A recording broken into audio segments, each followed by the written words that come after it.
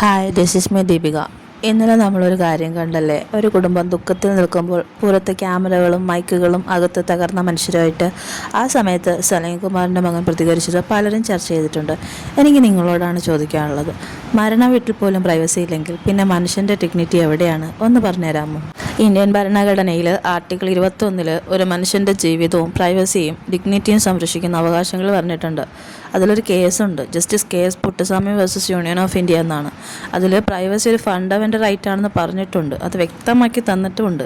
അതായത് ഒരു ഗ്രീവിംഗ് ഫാമിലിയുടെ കൺസെൻറ്റ് ഇല്ലാതെ വീട്ടിലേക്ക് ഇടിച്ചു കയറുക, ക്യാമറ മുഖത്ത് വെച്ച് ഇമോഷണൽ റിയാക്ഷൻ ഫോഴ്സ് ചെയ്യുക, ട്രാജഡിയെ വ്യൂസിനായി കൺവേർട്ട് ചെയ്യുക, ഇവയൊന്നും എത്തിക്സ് മാത്രമല്ല, ചില സാഹചര്യങ്ങളിൽ നിയമപ്രശ്നമാവാം. ഈ BNS സെക്ഷൻ 329 ഹൗസ് ട്രസ്പാസ്, അതായത് അനുമതിയില്ലാതെ വീട്ടിൽ കയറുക.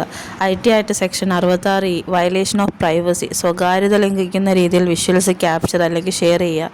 BNS section 356 defamation, misleading narrative കൊണ്ട് റെപ്യൂട്ടേഷൻ ഡാമേജ് ചെയ്യുക. ഇതൊക്കെയാണ്. മാധ്യമ സ്വാതന്ത്ര്യമൊക്കെ ജനാധിപത്യത്തിന് ആവശ്യമുണ്ട്, ഇല്ലയെന്ന് പറയുന്നില്ല. പക്ഷേ പബ്ലിക് ഇൻട്രസ്റ്റ് എന്ന പേരിൽ ഒരാളുടെ ഏറ്റവും വലിയ ദുഃഖ നിമിഷത്തിലേക്ക് അനുമതിയില്ലാതെ കയറി ചെല്ലുന്നത് മാധ്യമധർമ്മമാണോ? നിങ്ങൾ തന്നെ ആലോചിച്ചു. അല്ലെങ്കിൽ ഹ്യൂമാനിറ്റി നഷ്ടപ്പെടുന്നതാണോ? ബ്രേക്കിംഗ് ന്യൂസൊക്കെ കിട്ടിയേക്കാം, നിങ്ങളുടെ ഓൺലൈൻ ചാനലിന് റീച്ചും കിട്ടിയേക്കാം. പക്ഷേ ഒരു മൊബൈലും ഒരു ക്യാമറയും എടുത്ത് ഒരു കുടുംബത്തിൻ്റെ സമാധാനം തകർക്കാനുള്ള അവകാശം ആർക്കും കിട്ടിയിട്ടില്ല.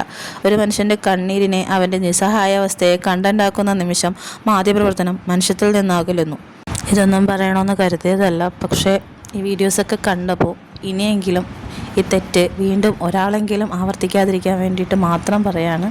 കേൾക്കേണ്ടവർക്ക് കേൾക്കാം, തള്ളിക്കളയേണ്ടവർക്ക് തള്ളിക്കളയാം. അപ്പോൾ ഇത്രയേ ഉള്ളൂ. Tata, bye bye.